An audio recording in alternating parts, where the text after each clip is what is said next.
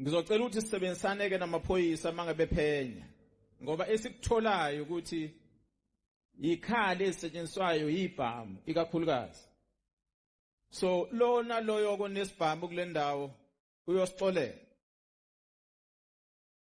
It's either usilethe emaphoyiseni ukuthi aningeni usitesta lesami ukuthi asikaze sisetshenziswe endaweni embi. Uma ungasilethi sizosivikela thina sosicela. Ukuthi awusondeze sifuna ukubona ukuthi akusona nesike salimaza. Ngithe siyavikela ubugebengu, prevention. Sivumeleni ukuthi sikuvikele ubugebengu ngoba okulandelayo emva kwa prevention ucombating.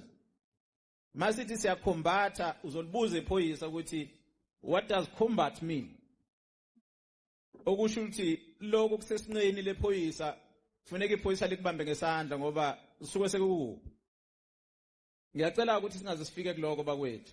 Program director angifuni ukwanda kakhulu ngicabanga ukuthi lento esengiyichazile seyophuma ku TikTok ukuthi umkhanazo uyibize lembizo nje akuyona amaphoyisa akuyona ukhosi eyokuvimba ubugebengu. Ngiyabonga kakhulu.